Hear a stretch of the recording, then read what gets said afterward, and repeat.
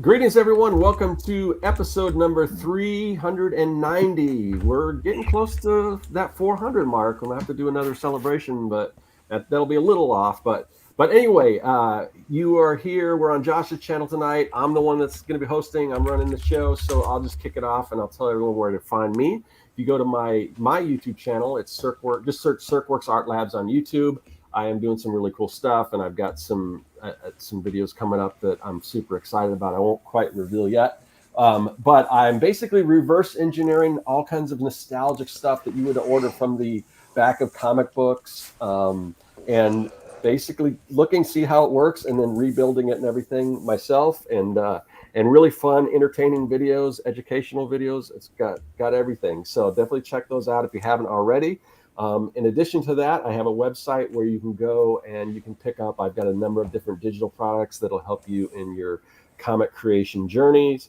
In addition to that, I have my own comic book, Young and the Dead. It's a kids versus zombie adventure story. Just think Goonies meets Night of the Living Dead. If you like all those old 80s action adventure films that starred kids as the protagonist, like Goonies, Monster Squad, Explorer, all that stuff. Or more modern version might be Stranger Things. If you're into Stranger Things, you'll probably like what I'm doing. Young and the Dead is kind of like that, but with zombies. So definitely check that out. I've got 5 issues, and I got to get back working on a 6th issue. I've kind of took a little break, but I do have to get to that 6th and final issue. It's pretty much penciled, so that's good. Anyway, so now that's me. So I think Josh has some news. What breaking news maybe even that you're gonna Oh let people yeah, know well about? I haven't really been able to mention it much. I'll mention it now, but I'm working on a graphic novel script with Bill Myers, who's he's a writer who's mostly known, at least from my generation, for making like a TV show called like McGee and Me. But he's written like hundreds of books, and we're working on a pitch, and so the script is finished, and so I should be probably sometime like late next week working on pitch pages and live streaming again. But that's why I've been kind of MIA for a little bit. And then if you want to check out the progress of my current graphic novel, Not Death But Love, The Strange Supernatural Story of Elizabeth Barrett Browning, make sure you're watching my YouTube channels. And then if you want to read stuff that's already been published by me, check out Two Stories and Jacob's Apartment, which are both indie underground comics that are pretty entertaining, and actually both on sale on Amazon. So if you want to get them for like a cheap price, it's a really good time to do it. And that's my wares. All right, Corey. You can find my stuff at CoreyCur.com. Got the t-shirts and mugs and hoodies and all that. And so as it's turning cold, these hoodies are pretty nice, and the mugs are good for warm drinks. So check those out. All right. And our guest tonight is Ted Smith. Ted and I go way back. We've figured around maybe 20 years or so. I think it's actually closer to 22, to be honest with 22. you. Okay. Yeah. So close to when I first moved out to where I live now, and Ted wasn't too far away. And Yeah. we were just, we eventually kind of created a little, there weren't so many creatives on the West Side. So we created a little thing called West Side Creatives. But before that, we kind of worked on some project. Back then, Ted had a small design firm, and we worked on some projects together, and we've known each other ever since. And he's done. We'll get into kind of some of it, but he started an art gallery out here in Arizona, and he's kind of picked up shop and moved it over to Michigan. So Of all places. well, you're from Michigan, right? I am. Okay. So it's an easy transition for me, but not so much for the rest of the family. But Right. we can get on that later. Okay.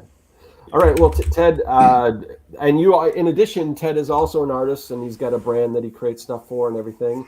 And there are links to that stuff in the description of the video. So I don't know, Ted, is there anything in particular you want to promote before we kind of get into our topic?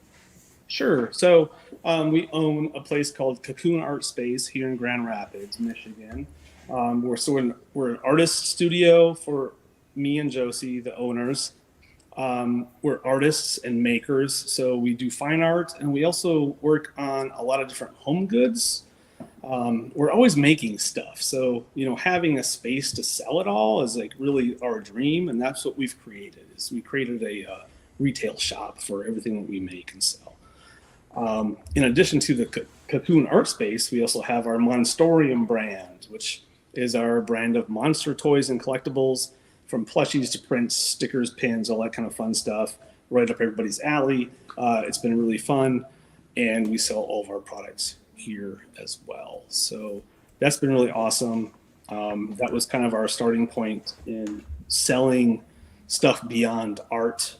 It's more product based versus fine art. So we've always had this dichotomy of what are we selling now, type of thing. And I think that's what's cool, and it kind of makes it for somebody like me who's not as much into the fine art, because I mean you were doing that kind of stuff here in downtown Phoenix, and we had a show featuring my stuff, which I wouldn't say is fine art by any means, but it's but it's fun, and it's approachable and fun. That's what gets people in the door. So we've taken that model and brought it here. Yeah, and the new space, from the photos and everything I've seen, it just looks incredible. I mean, it looks like you really have a nice space there. Yeah, I can try to do like a quick zoom later. Okay. Yeah. So the iPad doesn't fall over, but yeah, give it a shot. Give us a 360 of the space. But having a place where we can sell artisan goods is really important to us, because there are so many artists and makers out there who aren't 2D artists. They make 3D. It's not just sculpture. It's, well, what do you make? Well, I make booklets or stickers and pins and other small goods that people don't consider fine art, but it's still very creative. It's still very artistic. It takes skill to get there to make that, and we have no qualms about sharing that with people. So our shop is filled with art, not just on the wall, and it's fun because of it. So in addition to that, what kind of makes your space unique? And I think I kind of know. I've seen, just going to the website and seeing some of the stuff that you're doing. I know you also there's certain supplies and stuff that you sell for artists. And do you have is it like, do you have times like, is it open for people to come in and actually create artwork? Is it or? Yeah, so we don't have open studio space yet. Ultimately, that's part of our 5-year plan for business. Mm-hmm. Oh, what do we want to do in 5 years? Well, I want to have studio space for artists. I'd love to have that. Right now, we have studio space for ourselves. Okay. But we have a painting area and sewing machines and computers and all of our gear set up. So we got a lot of space, which is great because we're not at home making. So to have that difference between home and work as an artist has been fantastic, because it's not on the dining room table. It's amazing. But within the shop, like I said, we have the 2D art on the walls, and then we have the artisan made goods. So when we do a show, we try to do themes for our exhibitions that are a little bit more fun and approachable for people. So, for example, our last show was about cats. It was called Felinity.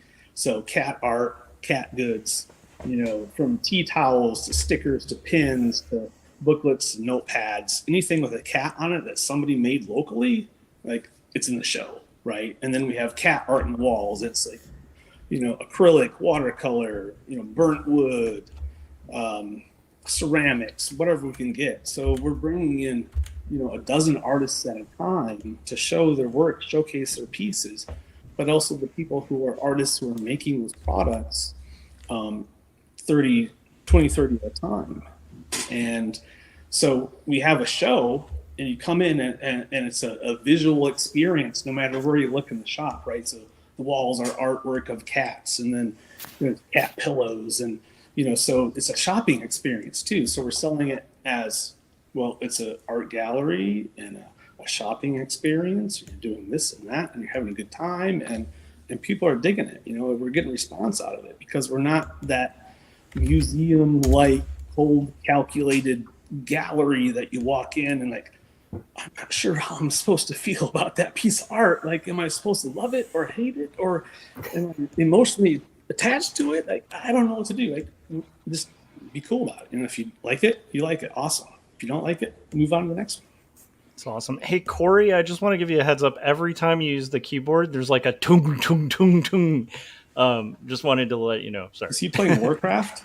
I don't know. What is he doing over there? So yeah, so that's what we do. So our themes have been like cats. I have a piece behind me over here. It's like dinosaurs. Dinosaurs. We had a dinosaur exhibit that was pretty killer. And when we did dinosaurs, like Josie and I, we made pillows, we made coasters, we made prints, and we did artwork. So we're like creating a mass amount of product every 2 months to go with a theme. Oh, cool. So Ted, go sorry. ahead. No, I just have a real quick question. So this is a gallery space that has other artists exhibit, but you guys also create stuff and products and stuff as well to carry in the shop. Okay. That's cool. So, at first I thought it was your like gallery specifically for you guys, but it's like you have group shows. That would be ideal. Yeah. Right.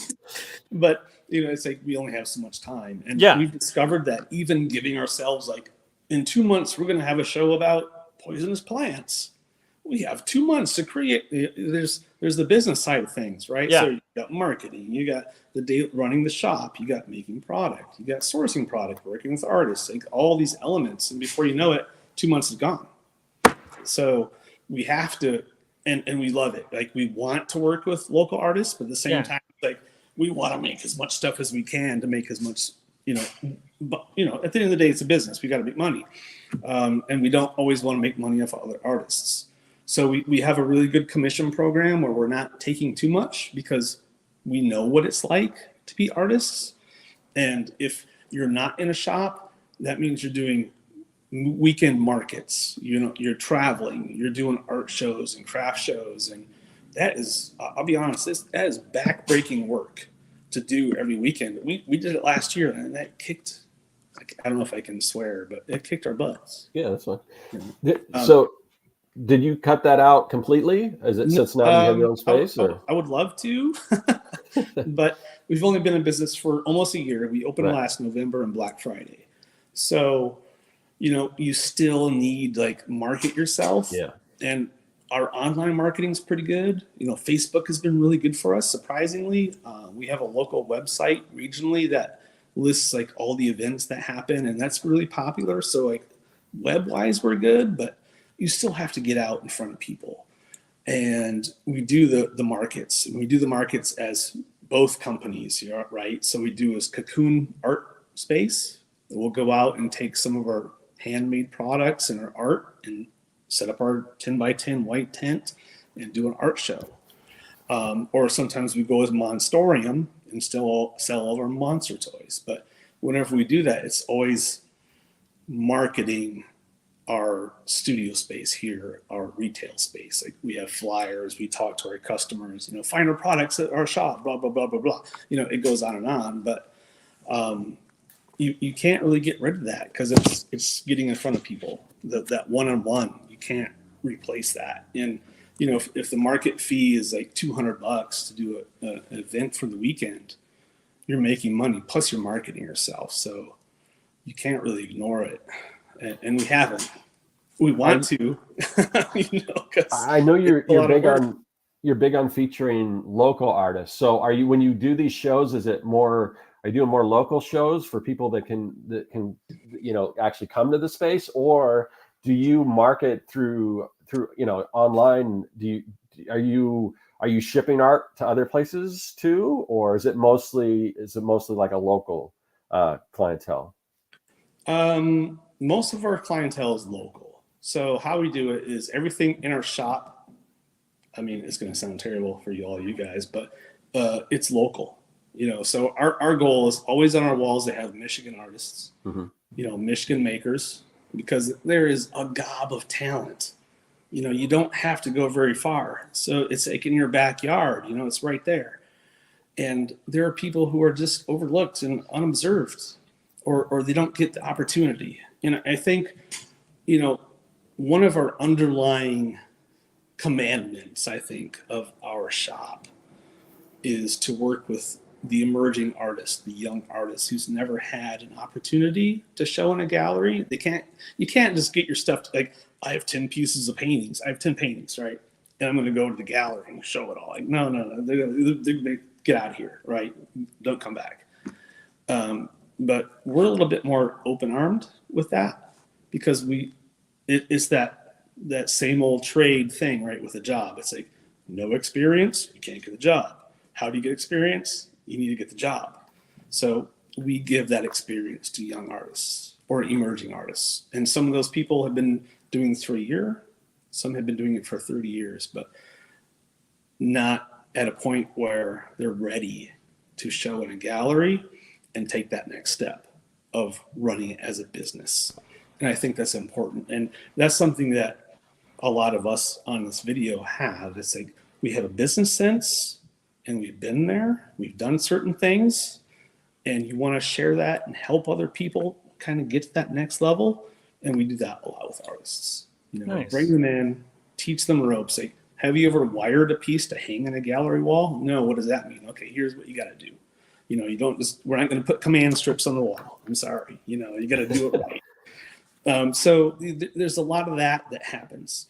That to us is important to engage in our local community, local being like within 100 miles, within an hour's drive.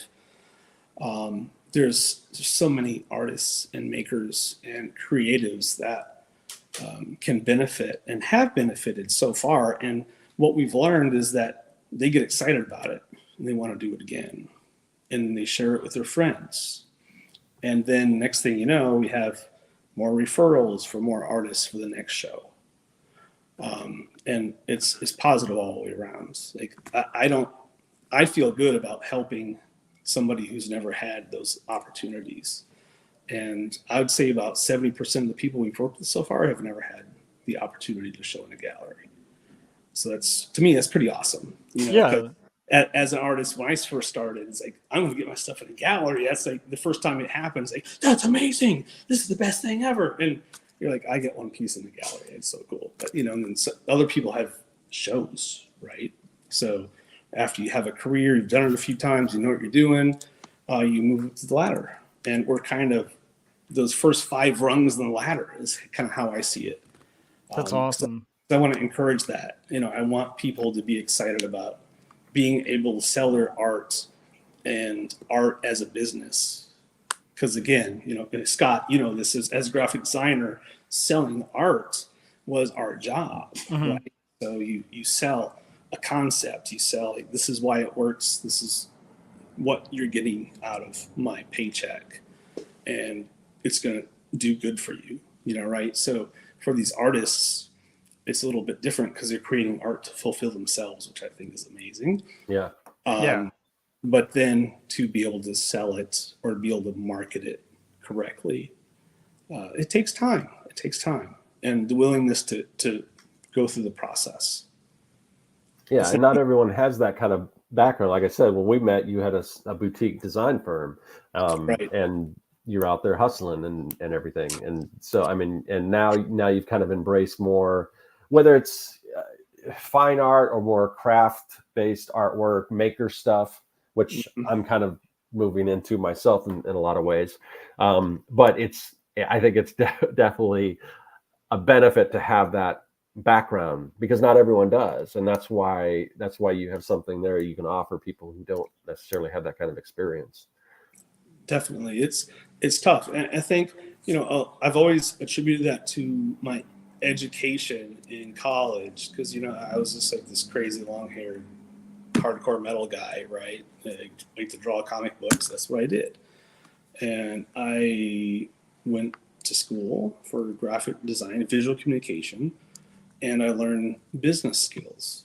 I didn't learn art skills, so when I talk to people like, oh, I went to this college for art and I went to this college for art, I'm like, oh, that's great, but did you learn any skills to help you sell your art? I'm like, no. Okay, well, here's what you got to do. Right. So I think there's a big gap in that process for education, post high school, and a lot of it doesn't really prepare people for being able to sell their art or themselves, or even whether it's graphic design, like they may not have the skills to sell their designs to a client. So I think it's important to be able to have that business background and build on that.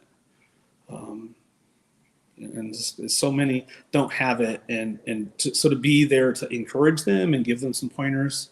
You talked earlier about the West Side Creatives. I would love to do that here. Rename it, of course, but do something like that in our space where we could connect with a lot of artists and makers and talk about the business side of things, like how can we help one another? What do you need help with? How do you market yourself? Nice. How do you all that? And that's something we're building on, because we're trying to figure out how to hold workshops in our space. But that's definitely something I want to do. And I think it'll really help a lot of people, because I know that when we did it together, we had a really good group of consistent visitors or members, and then people would come and they would learn something, and I would hear about it from other people. So I think we had a positive impact on a small community out there, and I'd like to see that here. Yeah, I missed that. I missed that, and I'll get to you in a minute, Josh. And but I a couple times I started to do drink and draw, and now I think I need to start again. It's just been too long since I've gone out and do that. But go ahead, Josh. I was just going to recommend that, Scott, you should start one West Coast again, and then Ted, you can have East Coast. Is that correct? Would that be? Well, when we say West Side, it's because like in Arizona, everything is most of the creative stuff is either East Side or and it's not necessarily that way now because the West Side has just blown up so big. Where I am is Surprise. I mean, when I first moved out there was not even a gas station. Ted can speak to that too. Now it's like at one point it was the fastest growing city in America. I don't know if it still is, but so there's more of that now.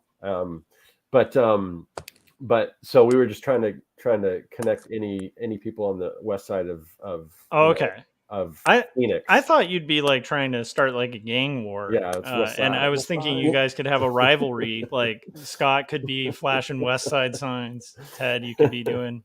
I like where you're headed, Joshua. Yeah, I like this. Like a hip hop battle. You know what I mean? This is good. I do have a comment and a question from Landon regarding marketing and everything. So I'm going to pull this up. So I have a friend named Jeff, and I don't know if he's talking about Lafferty. I'm sure it's Lafferty. If it's Lafferty, yes, one of the original hosts of this show, actually. Yes. Who might argue that the internet marketing is better than conventional, etc. And then he goes on.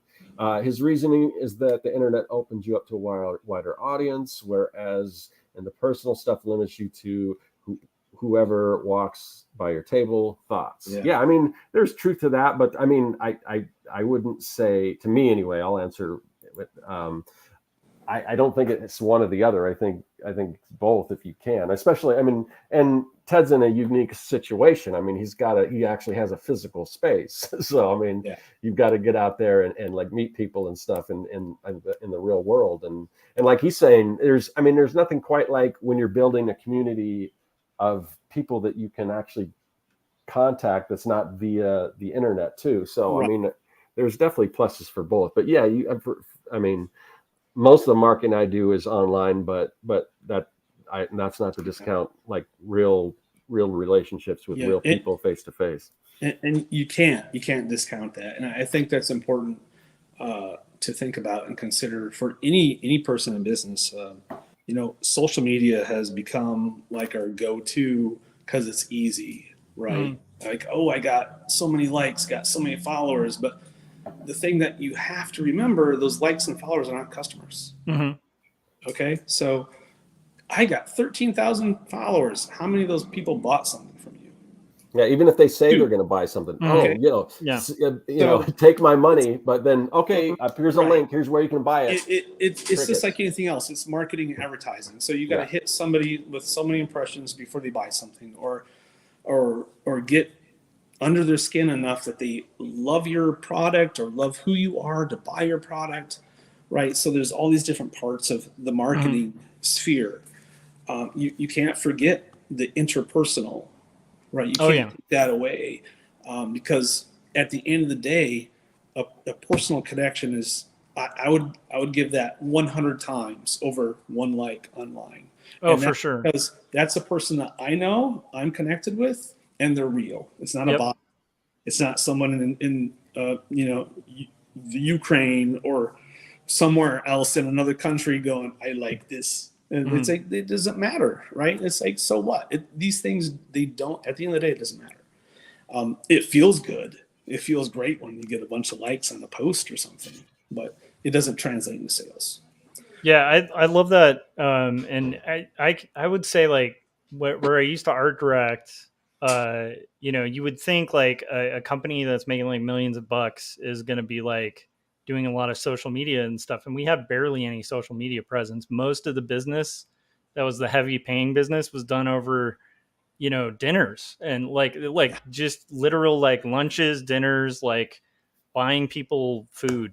Like it goes a real long way. And like, yeah, that interpersonal connection can translate to like return customers. If you're like used car salesing it, like, and you're just aiming for that one sale, then maybe the internet's better. But like for building those long-term connections and clients and stuff, yeah, having a real personal connection, I agree with Ted. It's like gallery or not, like that's gonna like graphic design, illustration. The longest clients I've known for a really long time. The best ones I've had, I physically know. So it's like that's that in person, even if it's just meeting once, just so you have a face to a name. And it doesn't count when it's on screen. It's kind of weird. I mean, it does, but not as much. Right. There's a scale somewhere. There's a scale. Like we have some artists who show here who do a lot of Comic Cons. They travel, to San Diego. They travel to Chicago or wherever for these comic conventions and big conventions. And, they go every year. And they have returning customers who remember them. It's like, oh, I bought this stuff from you last year, and they buy something again, and then they follow them on social media. So that's great to have both, right? It's like somebody actually cares about what I'm doing, which a lot of artists, we had this discussion with an artist that came in today, and she's like, sometimes you go to a market or sell some of your stuff and it works out. Like you make killer sales and you sell a bunch of products and people love your stuff. And then you go to a market where no one buys anything, and you like feel like crap, and like nobody loves me, nobody likes my stuff.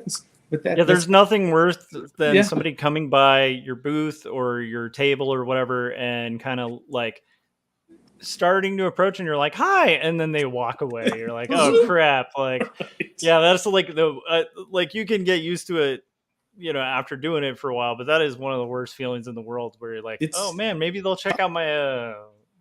Yeah, like look at my social media. No, okay, great, thanks. Yeah, and then it's weird because you don't know that you don't necessarily know the type of customer in your situation, because some people are just they'll be shy and they just don't even want to talk to people, but they want to look, and they might put their money down if you don't say anything. But then again, you kind of have to engage. You got to do your best. Yeah, and a lot of artists are. The type of personality where they feel like if they didn't do well, it's like, oh, my stuff's terrible. I'm the worst artist in the world. Nobody likes me, and we all fall into these traps because it can be tough. It's not an easy profession for sure. We all know this. Like, I don't need to go down this road, but it's tough. It's tough. And the people who don't appreciate what you do or understand what you do, it doesn't really help. But when you find the people who care, and they're like digging your stuff, like this stuff's so cool, you're like the best, I love your art, or whatever it is, it's like it's so fulfilling, because you've gone from idea and built the concept, created the art, and finished it, and then sold it to somebody who cares about what you like. That whole process, like, it just validates everything you've done, and it feels so great. Landon has a couple of things here. Again, he said he started a rule where he only talks to people who make eye contact, and then they approach him. Yeah, I mean, I try to make eye contact with people, and if they do, then yeah, I mean, you don't want to be a carnival barker by any means. Yeah. So the other thing was you wanted to know why you think online marketing. Oh wait, no, sorry, I hit the wrong one. Here we go. Why social media marketing is ineffective. I don't think he didn't. Ted does a lot of social media marketing. Yeah, but like, I think we're just saying that both, I think, is the way to go. I don't, I think Ted would agree with that. So Yeah, it wouldn't hurt to have like 1 million followers, right? It's just you know, I mean, and that's definitely going to probably translate to sales. It's just, I think what Ted can speak for himself, but I Yeah. think it just was like the one-on-one is always just a slight bit more powerful, like, because there's more of an interaction there, you know. There's a connection. Yeah. You know, online, again, you know, it's a lot of likes. It doesn't translate into something as an artist. You know, you might pop up in their feed, but it's not growing your business, I guess, is the key here, right? It's selling art is not a popularity contest. And if social media is a popularity contest, you're not selling any art, right? Yeah. I still think you can definitely sell, you know, online as well. Oh yeah. Oh, sure, sure. But it's not like it's one marketing channel. Let's look Right. Yeah. Yeah. right. Mm-hmm. It's one piece of the puzzle. Marketing isn't like one thing, and you should never put all your eggs in one basket. Mm-hmm. Right. So, you know, personal, doing markets, doing shows, conventions, online, you know, web advertising, social media, different social media platforms. There's all that. And as an artist, I'll be the first to admit it is overwhelming. Like, which one do I choose? Where do I put my time? Because it is a giant time suck. I mean, like, wow.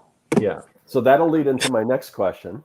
So talking about where to divide your time. So when you're curating a show, how much of that, let me see, because I've kind of got a couple different questions. I'm trying to figure out how to approach it. So when you're curating a show, how much of it has to do with the artist that you're bringing in versus the kind of work that you want to do, like a theme or whatever? And so I guess we'll start off with that question.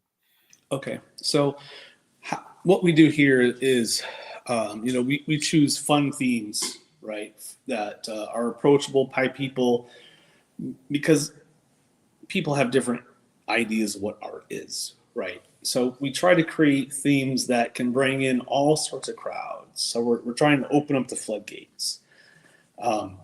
Example, we've had themes that were about poisonous plants and animals, dinosaurs, because who doesn't like dinosaurs? I mean, you know, Right.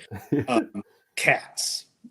We know a lot of makers and artists who make cat-themed products, so it was really easy to say, hey, we're going to do a show about cats. And they're like, oh my God, I have so much cat stuff. So we bring in cat stuff, you know. So we do the theme first. We put the call out for art, you know, like a typical gallery or like a group show. So we're saying, here's what we want. Here's the parameters we're within, requirements. Are you old enough? For us, it's a Michigan resident, because again, we have so much talent here. There's so much. We don't need to go to Chicago or Indiana to get artwork. And then from there, we just kind of drew the process. So Josie, myself, we review it.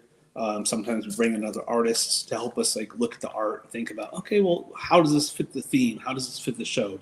Does all this become a cohesive, fun show for people? So when someone walks in our door, we have a variety of stuff that hopefully we're hitting enough cylinders that people are like, oh, I dig this one, or this is terrible. I don't know why this is even considered art. And then this is awesome, because we have those customers, we have those people who view things differently. So we want to have a nice variety of art. So theme, juror process, bring it in, and then we bring in our artisan goods, which match the theme. And it's the same process. It's like, how many stickers can we have? How many prints can we have? How many whatever can we have? And we also look at, you know, the quality. It's not just, does it fit the theme? Like what skill level is there here? How much time have they poured into this? Or can you tell at what level they are in their career? Because, you know, we'll get some people here that are 2 months out of college with a fine arts degree, right? So nothing against that, but they're used to being told what they need to do with their piece, okay? And then we've got somebody who's been practicing for 3 years on their own, and then somebody who's been doing this for 17 years as an artist doing nothing but watercolor, okay? So you have this vast, not only style, but this veteran versus novice level of art, which again, we want to embody, we want to bring in that emerging artist, that young artist who has not had experiences, but also people who've had an understanding of how the whole process works, and put them together. So far it's worked. It's been fun. I don't know if I answered your question. Yeah. So when you do a show, is I mean, I'm just going to kind of equate. You've been to the Arizona Science Center, right? Yeah. And I assume and I guess a lot of museums and things are like this, where they'll have like a featured exhibit, but then they have sort of the things that are there year round or whatever. So when you do a show, do you have your theme thing, and then you've got your monster stuff here, or do you like incorporate, like if you're having a cat show, do you make like cat costumes for your monsters and stuff to wear? Or we haven't gone that far, but that's a great idea. So if we do that, I'm not going to give you any royalties. But okay. So we always keep our stuff in the shop. Like we have certain things that are just always kind of a mainstay. Our Monstorium brand stuff is always here. We work around it and we move it around. So for each show, we move pretty much our entire shop around, which is a lot of work, crazy, but we do it anyway. It's fun. We put the stuff on the walls where it needs to sit based on what it is and the size, and then we move all of our shelves and tables and furniture around. But we always have all of our artisan goods, including our monster products. So they're just kind of moved where they need to be like a secondary element for the show. So we're always working with that, because to us, again, the show is important for the gallery walls. And there are some gallery owners out there who are probably like, oh my gosh, you have artisan goods, you have like gift shop things in a gallery? Oh my God, but yeah, because you know why? Because those people are artists too. And they're not less important because they didn't put it on a canvas. So to me, it's super important that they're part of the whole mix. Yeah. So you come in, you meander through and see the walls, walk past the goods on the tables, walk past the shelves, get to the next area of open space in the wall and see more artwork. It's the whole experience. We want that. We don't want to be the stuffy gallery. I love museums. I love the super cool modern concrete walls and like one piece on the wall in a giant 20 by 20 room or whatever. Like that's cool, but that's not us. We're comfortable. We're approachable. We're come in and have fun and shop around. I'm making coffee back here. You do what you want to do on the shop. We're going to be coffee and snacking and listen to good music and just having a good time. We try to keep it all accessible. Yeah. It's for everybody. And so far we've the best thing is really hearing from the customers like, this is a really cool shop. Yeah. Oh, I love your shop. It's so cute. Like, oh my God, that's cute. That's awesome. Yeah. Or it's like, this is amazing. Where did you come up with this idea? Like, well, we just thought it would be a good idea to do this sort of thing because this is what we like. So it's coming together pretty well. We're pretty happy. We can always use more traffic. How is the you're talking about traffic? So how is the area? Is it sort of, because when you had your store in downtown Phoenix, it was sort of in an arts district. Is it kind of the same thing where you are now, or? I wish. You wish, okay. No, it's not terrible. So where we were before was amazing. Let's be honest. First Fridays in Phoenix was an art movement, was a social movement. People, it was a party. I don't know if any other guys have been. I know they have First Fridays in other cities.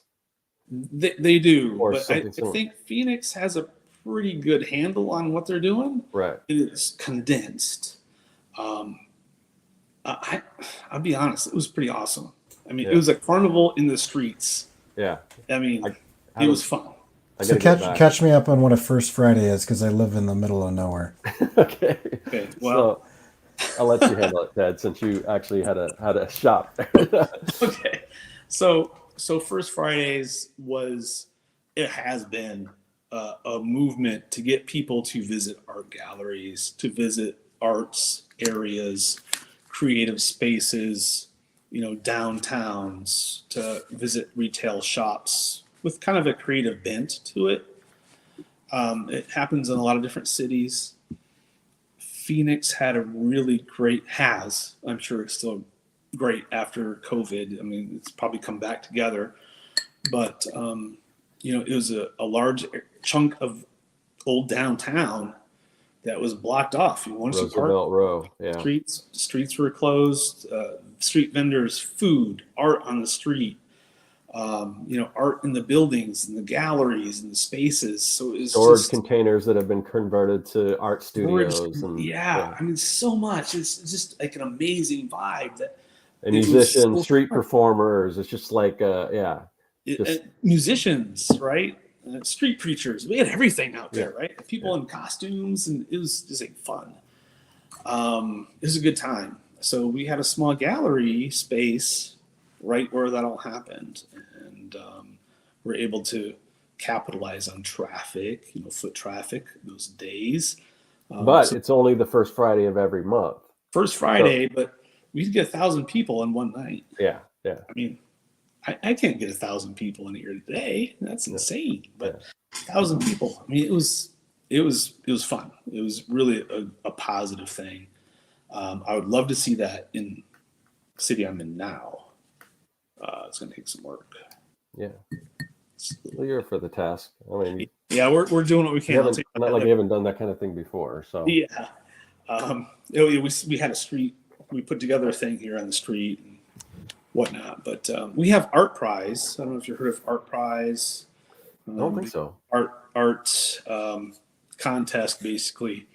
It's an international contest. Anybody can enter their artwork through the website and then local venues host the artists, and we get gobs of people coming into the city. So it's like a Super Bowl weekend, but it lasts 2 weeks.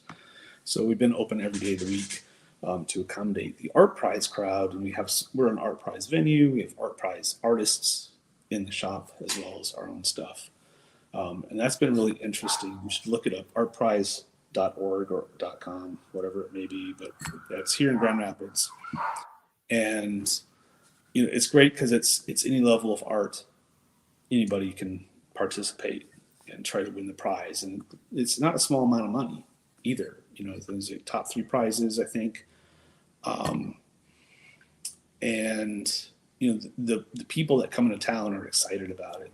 They're almost rabid about seeing all the pieces, and there's like outdoor art, there's indoor art, there's stuff in the shops, there's stuff on the street, there's stuff happening all over markets and pop-ups, and it's a really cool thing, and it's been going on for about a dozen years or so. So look it up, check it out. This is our first year. Obviously we're a new store, so it's our first year being a venue, and it's been a positive impact on us just with traffic alone. Just the number of people coming through the doors to see these pieces because they want to see all the pieces in the show, and it's scattered all over town. So it's been really fun. Yeah. It doesn't replace that first Friday thing, but it's still fun. So I kind of want to know how you sort of found the space that you're in, and what was the, we're really going to do this, because you said you had moved out there for a job, and then you started doing shows and things like that, and then you're like, let's do this type of thing. So so I moved out here. I started a job before I moved, trying to solidify the thing, and was doing freelance from Phoenix before we moved out here for about a month. We moved out here in June 2021, and I did the commuting thing. It wasn't really far because Grand Rapids is not a big city. It's the second largest city in the state of Michigan, but it's only like 500,000 people. So it's not like Phoenix. It's like ridiculous. So it's kind of small town. with some big town stuff, big city stuff, but not really. Anyway, it's interesting. So anyway, I had a job, moved out here. I lasted about a month, and then I looked around in my cubicle and said, "Screw this, I'm done. I can't do this anymore. I've had this career as a graphic designer. I don't need cubicles. I don't need all your little rules. Like, I just want to create cool stuff. Like, screw you guys, I'm out of here," sort of situation. And I left. It wasn't a bad company. It was great people. It's just, it wasn't for me anymore. And I realized, like, so I went home. I told Josie, I said, "Hey, what are you and the girls doing?" Because we were still unpacking our boxes that arrived a month late from our move, which is awesome. So we had nothing. And I said, "Well, I quit my job today. So what do you want to do?" "Oh, well, we should focus on our monsters." "Okay, let's do that." So from that point on, we just started making more monsters. And doing markets, like, okay, what's happening this weekend? Where can we go to sell our stuff? And that's what we did for the first year we were here. Every weekend we were at a show somewhere in the state, and during the week you're sewing stuff. I had to learn how to sew, so now I know how to sew our monster figures. I kind of suck at it, but it comes together. It looks pretty good, for most people. But it's good time, and we've had a lot of fun with it. But every weekend you're doing that, and it was brutal. Yeah. You got your 10 by 10 white tent canopy to do the art show. It costs anywhere from $50 to $250 to do a show. So that's right out of your pocket right there. You got to make $300 that day just to cover gas in your event, right? So if you don't make $1,000, it's like, that sucked, And every weekend you're doing this doing shows, and you meet all the makers, you meet all the artists locally, or who are traveling the state for summer and spring and winter and fall, right? So you got really about 5 months to make all your money for the year, because winter lasts like 6 months here. Right. I didn't think about that. Yeah. So which is kind of the opposite here, because I don't even know if they do first Fridays in the summer. Yeah, it's too hot. It's ridiculous. Yeah. Everyone would die. So just don't even go outside. Yeah. Even though it's in the evening. It's only in the evening, right. But it's still it's 9 o'clock, but it's still 100 degrees. Sun's down, but it's scorching hot. It's fine. Yeah. It's normal, totally. So yeah, we did that, and then we were just kind of kicking around the idea, because we live downtown. We live in an apartment downtown. Everything about us is about being in the core of the city. We don't want to be the suburb people. We don't want to do that.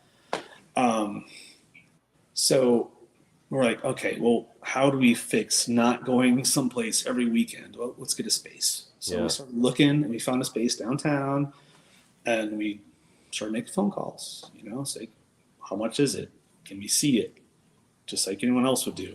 Yeah. And we saw a space. It was this teeny tiny weird space. It was like a live work space. So we're like, can we get a live work space? Because every artist wants that, right? Yeah. I want to have a loft space, big windows, looking over the river, and badass stuff. It's like, yeah, that's not going to exist. It does not exist. Okay, let's put that dream away. So what we found was a 1-bedroom with a kitchen, literally in the first like 20 feet of the retail space. Like, this is useless, So we talked to the person, and they're like, well, we have a space down the way a little bit. So we went and checked it out. It's this beautiful space, big, open, like 20 feet wide, I don't know, like 50, 60 feet long, with a workspace in back, bathroom, like everything we need, with room to paint and put up sewing machines, our computers for graphic design. If we get a heat press and whatnot, we can do all that back there, and we still have all this retail space. Yeah. So we saw it, and we fell in love with it. Like, we're not ready to sign papers right now, but we're gonna do it anyway. So we went home, wrote a business plan, did all the proper stuff. Business plan, kids. Seriously. Think about it. Get your crap together and put it down on paper. That just get it done. And once it's done, you don't have to worry about it anymore. You can change it every couple of years because it's a living document. You want to do that, but get it done. And then when the time comes and you say, well, I need a loan, or I need support, or I need a space, you have it already done. You can just like sign paperwork and get it over with. And that's what we did. We did our plan, got our space, and went for it. It was just a big open box. Luckily, we didn't have to do anything to it. It's just a great space. It's got nice architectural elements, woodwork. You know, it's a nice, charming, old 1880s building, which you won't find in Phoenix because they knocked them all down. No. So, yeah, it's a great space. Good for a gallery. Good for what we're doing, and it really fits. I mean, this is like a really trendy word, but it fits our vibe that we're trying to create, you know. And it feels good. It feels like people come in and they'll say things like, "Oh, wow, this is really cozy," or "This is a nice little place you got here," and it's like that's what we're trying to create. You know, like we're trying to build this thing, and they're saying the words that are in our tagline without reading the tagline. It's like you did something right. So yeah. So again, what else is kind of, if it's not necessarily an art district, I mean, is it a shopping district? What else is kind of in the area? Okay, so we're literally in downtown, but we're kind of like the southern end of downtown. So it's like this big. Do people live downtown, or is it like Phoenix? Well, now people are starting to, but I'll come back to that. Okay. So we're like, here's downtown, most of it, and here's the rest of it that people kind of forget about, and we're down here. So the good thing is the rent's a little cheaper, right? Or less expensive. How do you want to say? But you know, all the reading and preparing we did in that like mad 2 weeks was, you know, there's so many art galleries that have failed because they've gone for the high rent district, thinking we're going to sell a $4,000 painting every week. Well, you don't do that. That's not realistic.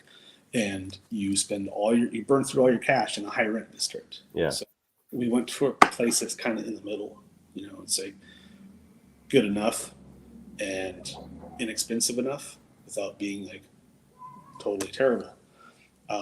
And it's an upcoming neighborhood. It has been for a long time, but we've also got really good neighbors, which has been good too. And that's something I think when you're an entrepreneur looking for a retail space, you have to consider your neighbors, right? Yeah. How long have they been in business? We have one that's been in business for almost 10 years. Another one's been in business for a couple of years. One that was empty next to us, we almost took the other space too, but they're new. They came in after we did. But so our block has 4 businesses that have like a nice vibe to it, right? So people, it's like now they're attracted to 4 businesses when they come down. They have this little section of this little pocket of fun. It's creating a destination. That's why when you go where you go like if you remember driving by Metro Center and there was like 3 steakhouses right next to each other. There's like a Black Angus and a Texas Roadhouse. I mean, they like Roadhouse. Seriously like 4 but they'll build restaurants and stuff next to each other because they want to create a destination, you know? Yeah. Yeah. So it's interesting. I think it was something really important to look at when you're looking at spaces and how that can impact your bottom line, right, for foot traffic. But, you know, we know we're an area where we get less foot traffic than like the area where all the hotels are, right? So you got nicer businesses up there or more foot traffic or just more money in general, more restaurants. Like the one thing we don't have is the restaurant piece. It's like the closest restaurant is like 4 blocks, 3.5, 4 blocks away. So we don't get that movement that you'd get in other areas of downtown. Right. But again, you know, it's at a price point that's a little easier, especially being an art related business. Because, you know, honestly, it's a tough business. You can't just jump into and expect to make a bunch of money. It's going to take time. Yeah. And, you know, we're building a business that's slowly growing. Yeah. And we know that's going to happen. And that's what we're doing. And we haven't had this happen. That's good. Right? That's good. So it's a good gradual curve. Good growth. It just takes time because you have to build that customer list. You have to build that, you know, confidence within the neighborhood, within the city. And it takes time. It really does. There's no placement for it. It doesn't matter how many Instagram ads you do or Facebook ads or web ads or Google ads. You're not going to replace, your local community and how they view your business and when they decide to stop in. Yeah. You know, they're just one element, and it goes back to that question about social media. It's important, but it's not the silver bullet that some people think it is. Right. So when you about how long? So you have like an opening. Does that about how long does that run, or is it like a weekend thing, and then you just kind of go back to the staples until you run another thing? You know, the tried and true stuff, or how Like does that? Our exhibits, basically. Yeah, exhibit. Like if you like. Yeah, so how we do it, we run our exhibits a little longer than a standard gallery. You know, a lot of times they'll do like a 1 month show. Mm-hmm. We do ours about 2 months. Okay. And what that does is it gives us, it gives the artists a little bit more time. Yeah. I think, because let's be honest, we artists are maybe not the best at managing our time. Just saying. So giving them a little more time to get their artwork ready for the show, but also it gives us the same timeline. So like for the show I did recently for September, I was trying to fill the gallery with artwork because Art Prize was going to start in the middle of the month of September. So we had 2 weeks of nothing, and we didn't want to continue the cat show. We wanted to close it at a certain date. So I painted 13 paintings and got them done. And we hung them for the first 2 weeks of September. And then when Art Prize started, we brought in those new artists and their pieces. I just kind of moved mine to the corner of the space. So for this month, it's been kind of weird, but typically we do about a 2 month show. Gives us the time to make stuff, you know, not just art, but the goods. So if you want to make pillows or prints or something relative to the theme, we have time to make it and get it in the shop, whether if it's something we're printing ourselves or if we design something and need it made, like a pin or something like that. That's, you know, nobody makes enamel pins because it's toxic, so you know, you send it out.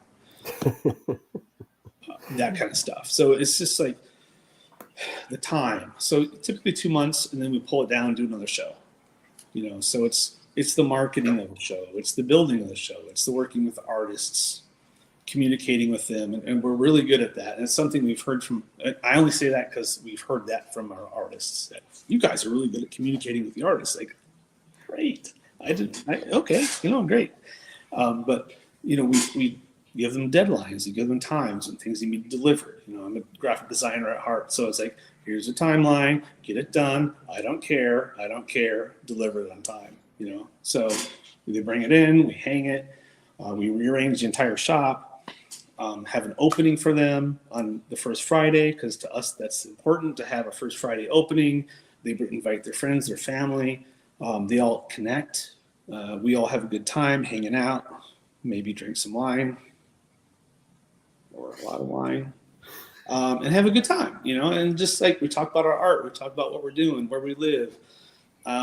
So we're building that community of people every 2 months, because it's not always the same people. You know, we don't want the same person here all the time, except me, because, you know, I'm the gallery part owner, so I get to put my stuff in every show. It's kind of nice thing. Yeah, it's a cool feel. I mean, I remember having a show at the you know, Cacoon Art Space 1.0. 1.0, yeah. Yeah, 1.0, and it was just a cool thing, because that was my first and that's first and only. I don't think I've done. It was kind of like a bucket list thing, you know. I never thought of myself as like a gallery artist, but it was a really cool feeling, just having the reception and meeting people and you know, having that interest in your art and just people checking it out, and just it's a cool thing, you know. Yeah, it's a different environment. Yeah. A lot of artists don't get to experience. Yeah, so I know it's late where you are. So did you want to? You talked about wanting to kind of pan around and show us some of the space. We can do that before we start. Let's see what happens. Yeah, we'll see if it works. Okay, so I'm going to turn around. Okay. Messing up the video. So I'm going to try to get by the front door.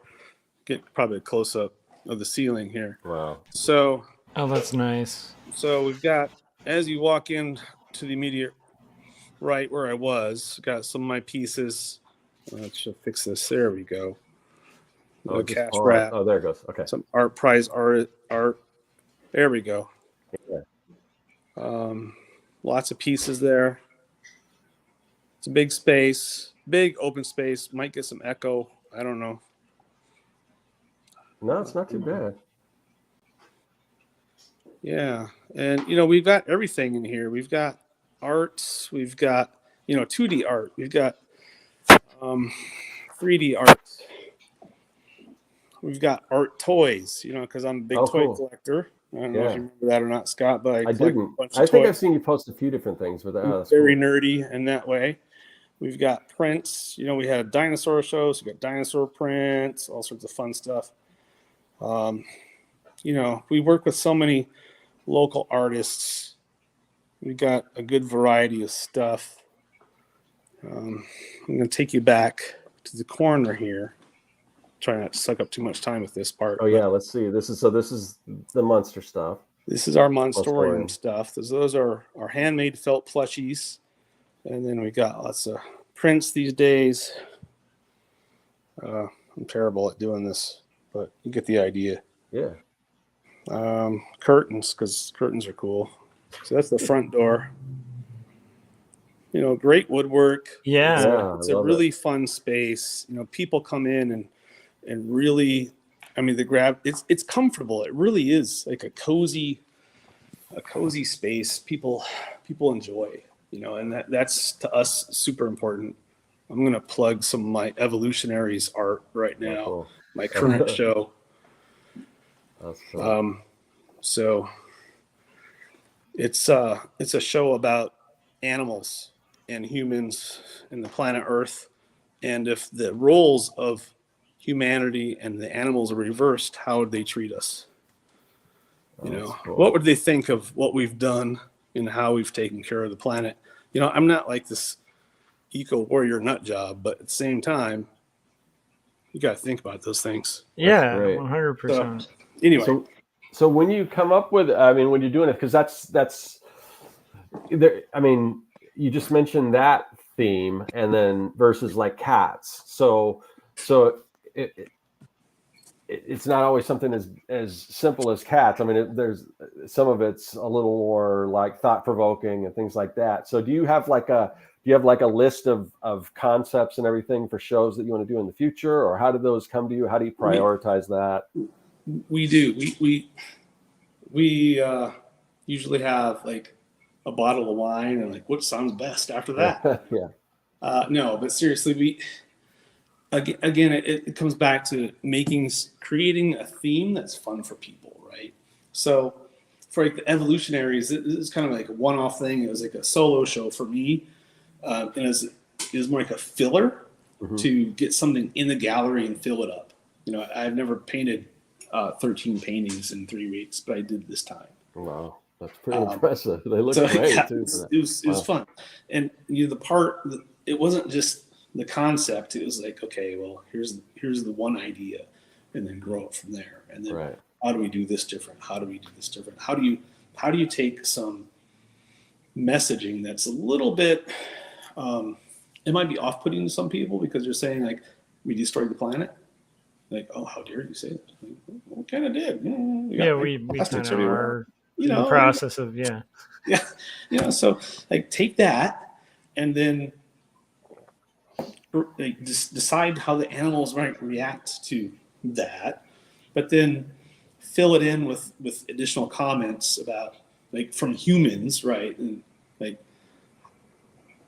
here's how the animal feels about it, and here's how the humans feel about it, but do it in a satirical way so people can read the stuff and laugh at the end of the day. Like, so if I hear somebody going through the art and looking at those pieces and they're chuckling, I know that they're enjoying it. They're not like, oh my gosh, my head's going to explode. This is terrible, because we've destroyed the earth. I don't want them to feel bad. I want them to just kind of think about it, because we all have to. And we're going to hear about it until we die. Yeah. And it's like what we've done, right? So it's all it is. It's commentary. So that was that show. But for the other themes, it's like we just make a list, like you said. You know, it's like, what sounds good? What of this list would be fun? You know, so for our next show for October, since it's a 1 month show because of Art Prize, it's going to be called Weird and Creepy. Yeah. October, right? So anything weird and creepy. So that's fun, and we have a lot of good stuff. Anything from like creepy dolls to the Grim Reaper to just like weird abstract stuff that's kind of creepy, weird photography stuff that's kind of creepy. So it's a nice mix of stuff. You know, it's not horror or it's like a slasher movie. It's not that at all, and it's fun still. And then for November, December, for our normal 2 month shows, we're going to do a show called Michagain. Michagain is like the Ojibwa word or Ojibwe word, Native American word for the Great Lake or Big Lake. So that's where the state's name comes from. So we wanted that to just wrap up the end of the year with anything to do with Michigan. So that brings in, artists that we typically haven't had because, a landscape artist, portraiture artist, or somebody who does like city or urban scenes, they didn't really fit the poison plant or dinosaur show very well. So, it brings in a different crowd. Yeah. And then for January, February, we're going back to our roots with Nerdtastic Geekery, which is going to be superheroes and robots and kaiju and anything like fun. Cool. It's like over the top science fiction. So, I mean, again, it's just like, can we take this theme and have fun with it? Because for us, it's like, let's have fun with art. Yeah. I don't want to be like a boring art gallery. You walk in like, oh, honey, what do you think of that piece there? What does that mean? Like, if you have to think about what it means, just move on. Just enjoy it for what it is. Like, you like it, you don't like it, it's fun, it's not fun. That's all we want from people, right? Come in and enjoy the pieces, not enjoy it, but at least experience it. It's you don't have to sit there and think about like how you feel, like what does it do to your soul or whatever. Just have fun with art, and I think that's super important for a lot of people. And the tortured artist it's self-torture, right?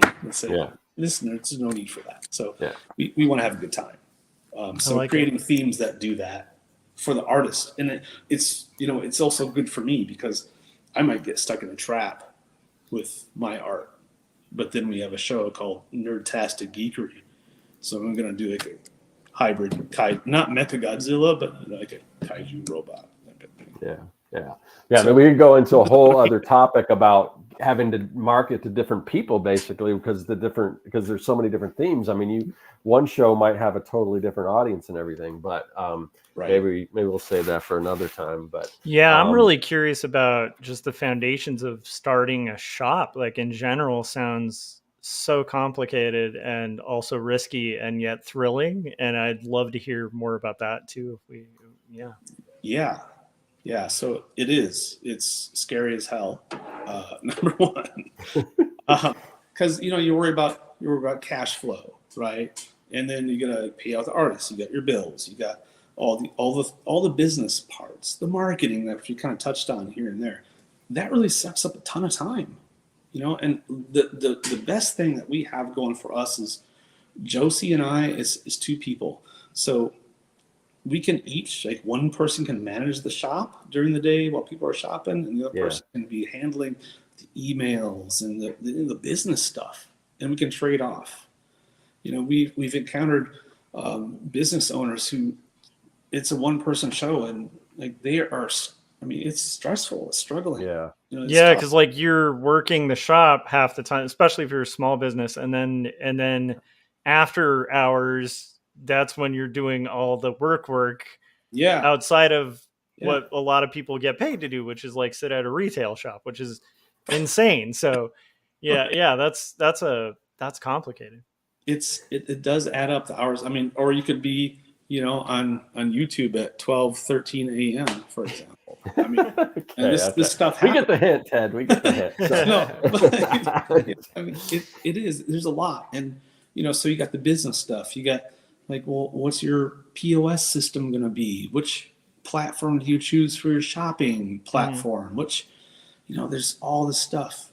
And then you discover other things that are like really mind-boggling. Like, why does the internet cost more for a business when I live on the same street as my house, but my business costs more for the same internet? Okay. Yeah. And, There's like things like that. It's just, there's a lot, and then contracts, you're dealing with artists, you giving them the reassurance that if you don't sell their stuff, you're going to get it back. Or, making sure everyone's comfortable and safe with the process. There's a lot, and it seems like it's never ending, because you can, it's like a piece of art. At the end of the day, you can finish it or you can keep dabbing at it, right? At some point you got to be done, but also it's got to fit all the check boxes, and business is one of those things, those check boxes move on you, so there's always so much to deal with, and there's surprises that you don't expect, and there's some are good, some are bad. Taxes are not fun,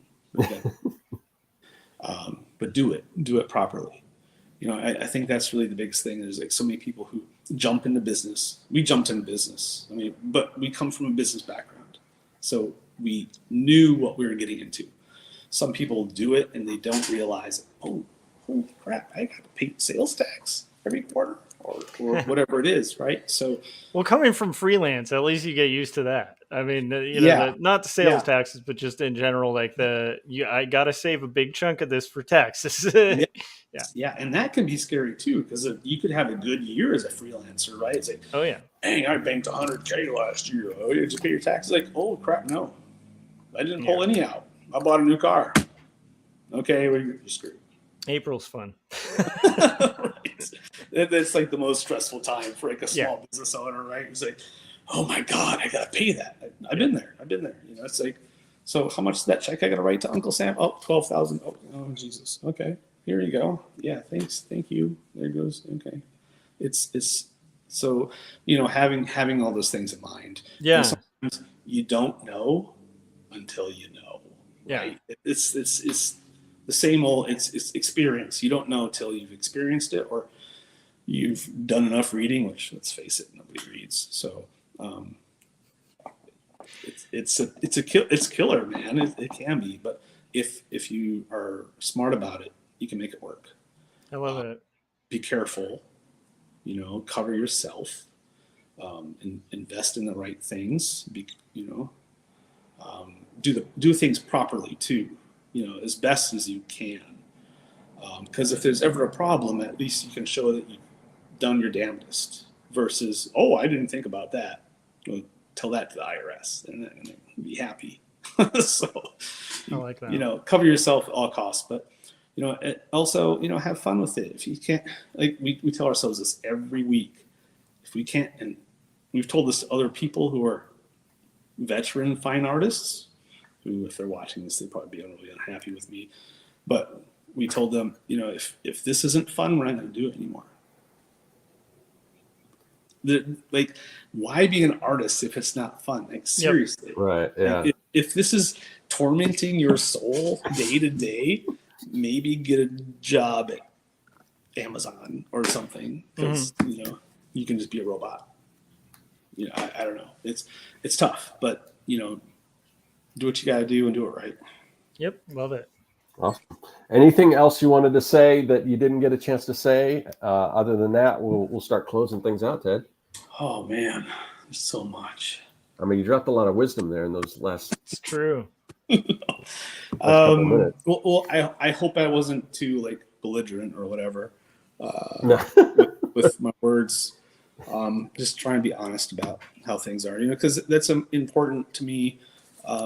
As an entrepreneur, as a business person, I think of myself as a business person before I consider myself an artist. Yeah. That's always been to me, the most important thing is carry yourself as a business person. Don't be flaky. Show up on time. Do what you say you're gonna do, and don't say I do what I say I'm gonna do and then not do it, because then you're not really doing it. Don't be that person. Do what you say you're gonna do. Be there. Be present.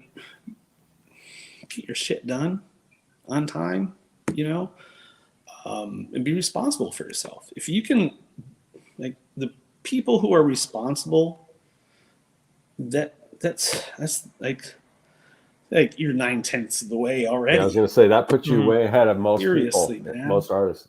Yeah. And there's so many that just like, oh, I can't. Oh, yeah, I just, it's, you know, dogs aside, you know, and you know, don't be that one. Like, rise above that. Like, no, because nobody wants to hear it. We've all heard it. And as a gallery owner, as a shop owner, like, or a business person, like if somebody comes to me and says, "Oh, I'm sorry." Okay, well, it doesn't matter.